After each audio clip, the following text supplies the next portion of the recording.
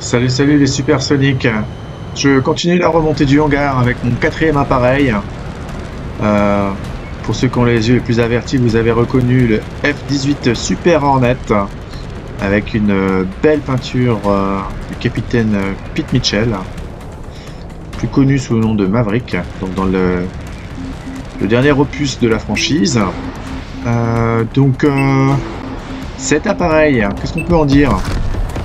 C'est un appareil qui a eu une accélération plutôt honnête, avec une Vmax autour de 1400 km/h, donc Mach 1 plus quoi, on va dire. Vous allez vous rendre compte assez rapidement que le taux de virage est très problématique en tout cas en ce qui concerne mon style de jeu, puisque on est sur 35 degrés, ça tourne pas très fort. En revanche, le canon, donc c'est un F-18 Super Hornet niveau 6. Donc à pas confondre avec le F-18 tout court, parce qu'il y a les deux appareils dans le jeu. Et clairement, le F-18 tout court n'a rien à voir.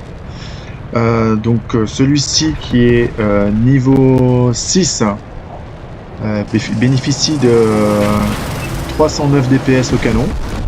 Comme vous pouvez voir, c'est assez efficace, hein, ça marche pas mal. Canon qui chauffe pas très rapidement quand même, donc assez endurant. Ça c'est très appréciable. Donc c'est un appareil qui est facile à piloter. Je reproche juste son taux de virage qui est très limite pour moi, mais là encore une fois, ceux qui ont vu la vidéo sur le Sukhoi 35 le savent, ça dépend du style de jeu. Bizarrement, j'arrive beaucoup mieux à jouer cet appareil qu'à jouer le Sukhoi 35. Alors peut-être que c'est dans la tête aussi, hein, je sais pas. Il va falloir que je fasse une introspection pour vérifier d'où vient le problème. Est-ce que c'est la machine? Est-ce que c'est moi? En tout cas, c'est un appareil que je recommande d'avoir dans son hangar. Quand vous allez avoir des choix à faire pour votre progression de niveau, n'hésitez pas à le prendre, parce que ça reste quand même une bonne machine. Donc comme je disais, il a 4 missiles longue portée Fire and Forget. Tiens, prends ça. 4 missiles longue portée Fire and Forget, avec des angles standards, donc 15% en virage et 5% d'acquisition, et 4 missiles infrarouges. Donc ça en fait un appareil assez polyvalent qui peut être sur de la longue distance. Avec 4 missiles, vous avez le temps de voir venir, et aussi sur de la moyenne portée avec 4 Fox 2 infrarouge, donc plutôt simple d'utilisation. Je dis ça, mais en même temps j'utilise les Fox One à moyenne portée, ça peut pas fonctionner. Donc il va falloir quand même que j'aille chercher le point B, parce que là je suis en train de faire du kill, mais c'est pas le but de l'opération. Donc cet appareil, oui, voilà, je reviens, c'est un très bon appareil, je le recommande à tous. Maintenant, ça fait pas partie de mes favoris, parce que moi j'aime bien les appareils qui sont très légers et qui virent très fort.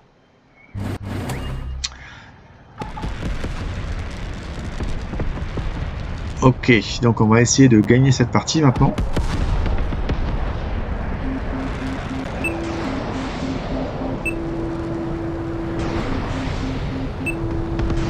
Comme vous le voyez, les missiles longue portée, c'est quand même un côté pratique, hein. Voilà, ça va me permettre de sécuriser au moins le point A. On va aller chercher le A10 au canon.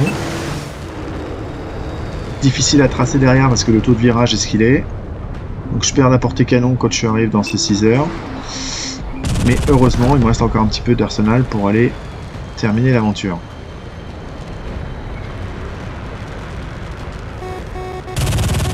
Bon, c'est une affaire qui va se finir. Voilà. C'est terminé. Donc je récapitule. Un appareil très agréable. Un taux de virage qu'il faudra savoir compenser en fonction de la map et surtout en fonction du style de pilotage. Un armement qui est vraiment polyvalent avec 4 Fire and Forget et 4 Fox 2. Un canon qui en niveau 6 à 309 DPS fait vraiment bien le boulot parce qu'il chauffe pas trop. Voilà, je recommande le Super Hornet, pour moi c'est une très bonne machine. Allez, merci, à plus.